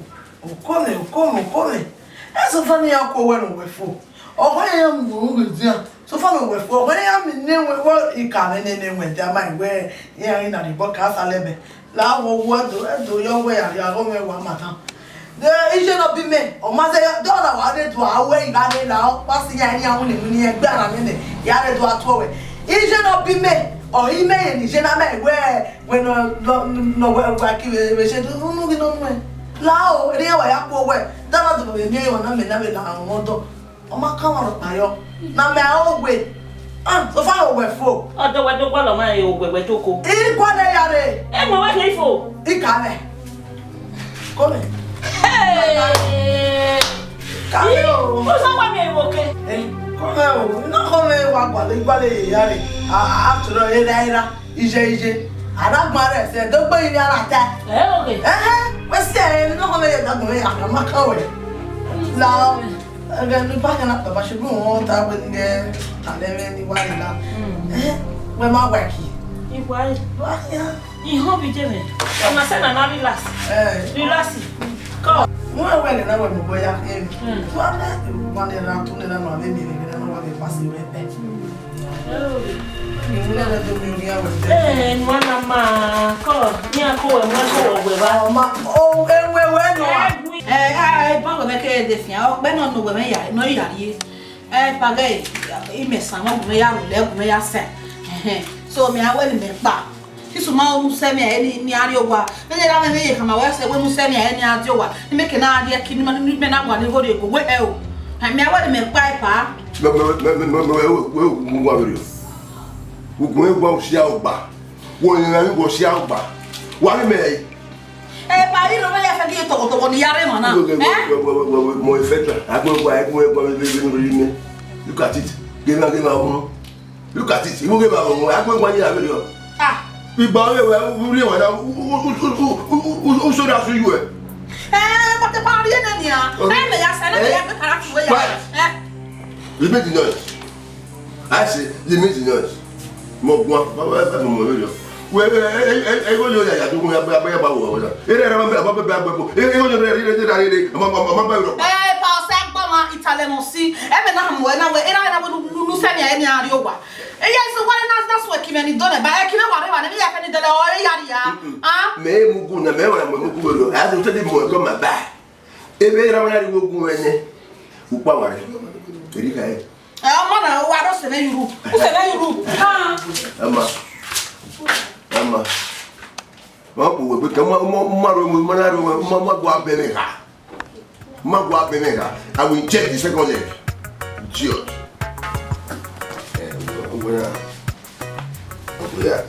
I'm dia no wo na come on your phone na for video yeah we no dey back and FAI ye ba na gere you asin we we mo sta bo ko kwa we mo bi e we gere ota do lo go ya pa nya gbe we aso bo no mu ke na pa nya o ye pa ya iri ire mo FAI sa ya do wani ki puri o wa ilake mo sha ilake mo bi o ma ka mania do ibe ra imeje ya video kuro ni gbe tomo FAI sa ye mo wa ye dale de no we we ye mo kere ye mo kere we ako FAI sa good guess thank you ide ma ide de la wa e va no kale we ni ila ke nu re va ni na we po ya we po ya se ya we Jerry Sabo usare me we ero wa eri ba ni o ga gba we awori de wo ndani ari ko na se o ma ye se amela de mo de ga ru wa ni no we te o kana le wa tara no wo na ya zengina usare me mami o ga ru wa me that is all the kiri Dabi bi ni yare ke ma ke o wi pe de ade dabi be no yagun egu no yagun o ro we e mo ro tu sare me to le o ba ro we be no yo kan se bi ni me ni se bi ni gba o re se o le be di mai to run away from the place and e do we o ga we ke ebu ogogi wu e show we in very bad planning e ma to watara it's a prayer between him and his father e ma ta wa no de ni da re ke be ro bi ni da ya amunu ju e ho e da ba re de ya we kira me ewe o ga de ke poso me gboja si me igi wi go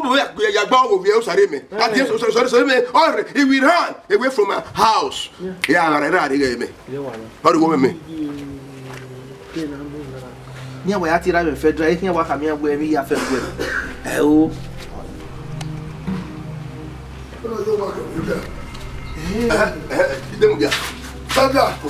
Urene, Rene. It's a mallet your winner. I will make a better than you. Oh, where? Where do we hear? Yes, that's what we are. Yeah, Messi, when I go, oh, when you make bow, you go marry me. Oh, yeah, you know, how we left for a game. Well, Damaboya, son, you go to Uwadiae, Mammy go, no, well, Federal, people, we give my money, Federal, in Nayaku, where? In Nayaku, what won't I be where I won't boy Yaku or what are the moon? In your party only time away, you know they can move me, Imanami with me. Oh, kill me, many. If I could wait, I won't make no minute. Anyway, yeah, oh, may we have a no, come in, look, my dear. No, what give my money? You need some money. You know, to go into your way, while we were if we 1,700 give me a fair you. Okay. Una, when you baffy me, while you're moving making it, the camera, and man, some who can't work it to your radio. I tell you, I will marry women and you will buy a point. You have the big one wedding. That's it. You don't know me. Yeah, you will have a car of your making. In our boy, you will not be better. You walk at the bog of you. I can't say what you about now. What do I give up now? Say, but I was I do agree by you. Who are Baby going? What? Who are to who bought me more, but who kill me? I will better be yourself. The boy of the Chris, not the mad.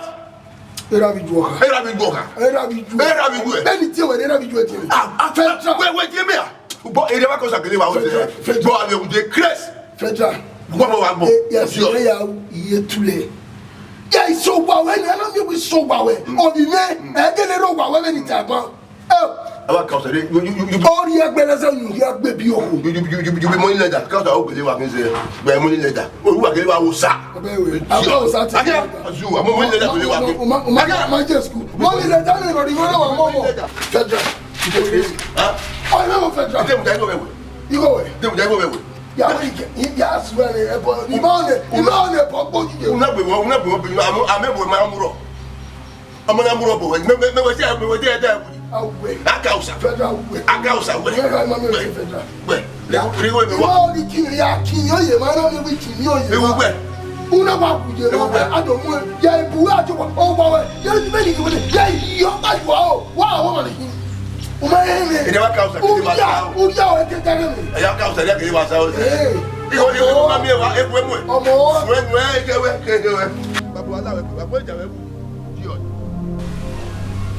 yes, walk back with her. Yes, walk back with her. You may not wear a woman. Where? We may so well in your day. Yeah, I don't know where Bastian be a that's a book. Eh, could you say? What's on? Anyway, where is your union? Where are they? Lele. You know, who and Leah when you were. Oh, it's okay, lady. Cannot marry like you. You know what money? A waffle with a waffle with a mug with it's so. It's that. Good job. In a way. You take away one. Tell them what I might walk by open where. Oh, where for me? Okay, no much bed dinner. I didn't be why I will go walk me that be. Oh, while they got me while we are Billy. Assassin. What you while I bill assassins ever could paint. Eh, okay, go out here and hear you. You won't walk over there and hear you. You're not even marry me. You're not in a meal cooking. Mammy cannot be running. I know we do amana. Huh? Yeah, no. No. What do go we hama? Que no me haga le gyo be que no mame no. O ba mame. Oma no we we akon so abo awe ngo ba kan ga abede mo yi ama. Ha? Emi pa ni me wa mi do tama we na. No la o era re ugu meta me no la o. Na ku me. No wa se ria yi ma. Cause ma oni buje me. Ma me ni wa ya se ma yi wa ro. E wa ri emi. Do wa ni ki buka je me. Do susu. O ku oni. La o. Ugu me hamera no se ria yi ma. So lo ba kan wa be yuki dollar sonia. Mona wa be dollar. Bana be yo mo gbe maro. Ya mu waru do pero ore akana. La mi amia o. No se ria yi ma. Do pero. Okay, merci. Mao. Federal powe omo lere. O ago ri aso wo ya bi ogbe. No do lele mesi mi ku da. Federal. O ya kun odo meyin ku ti no pa authority.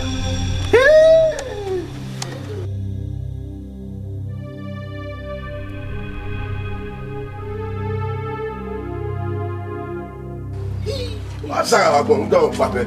Me we afia. Mo federal. Abi federal mo federal. O gbe wa gbon no ma mani. O yin ki lo bi ele no we go ma de wo we heri wo me mo we ya ki lo we ri ile ari ya mi ari afi do wi ni na o wuta. Wo ki o we lo we le wa ri se proud between you and your daughters. O do pape yo. We make no le ni ma. E to be ayi le ta. Bo da bi. Awe le are fe ya. No don't le. Oni ba we le.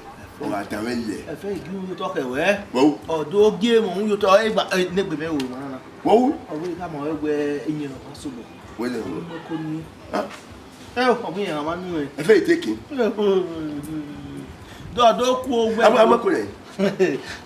O ba mi gi e kwa na. O me ga mo ne bu yo boya mu be kana woni ene we mo mari o bo. Mami e o bo. Yo boya mu ni be kana mo. Awe yo bo mu we bi ha ma. E o ko di egun baba ya gba re mu ba me. Di egun baba ya gba we.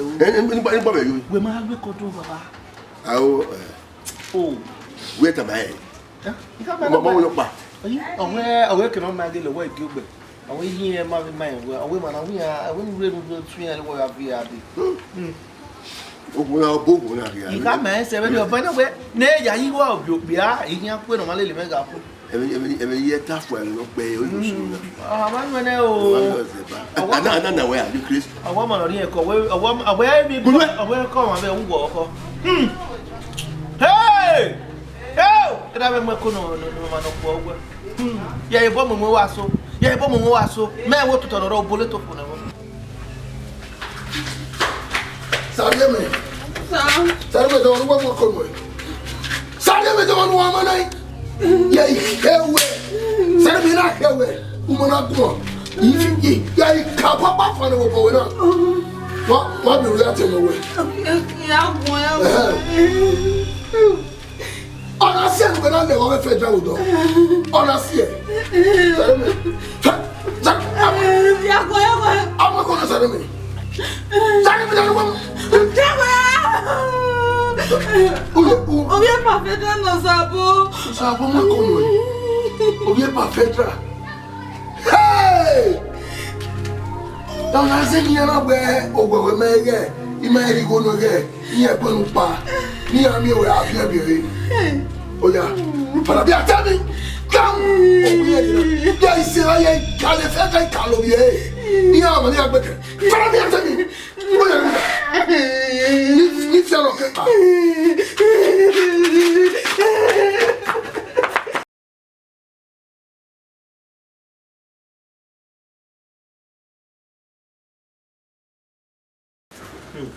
Sabo. On a fait. I want to die. I want to buy me. Never want. What I will buy. I want to die.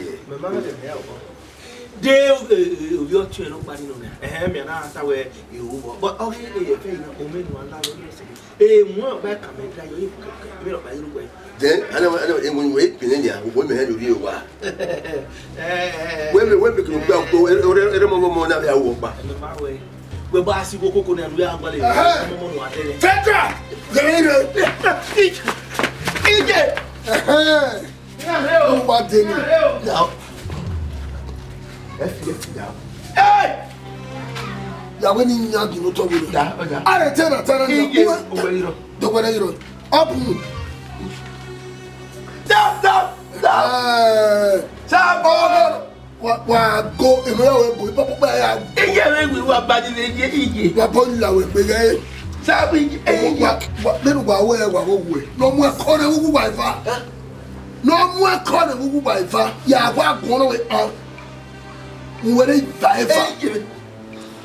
why do you wa yeah we ko le we boy don't I imuna na ko we na we to dey by ya wo yo obia ke no le ari o ari lere ne de by ya wa ko we ya mi o wa mi Ethiopia fie fun mi Fedra iyo mo na wo we no ri e mo ma o se akeye ade o mi gbo lo bu we lo se yi a eje ta de na bu we u po eje na enyo ya bu ke inyagu e yogu e mo le no ya we o se be ke ifta fun mi o gba kia we no ara we ni ya o we fa do mo baba ya wono yari e ya wono yari e gbeni akọ e fonia gbegi de be akọ re we la go ju le wo ni maso go na gi no to go no wona gwolo me piem enwe go gwolo me ye fe o tu gwa ko we Sabo ra ti e we ku wa ti e sabo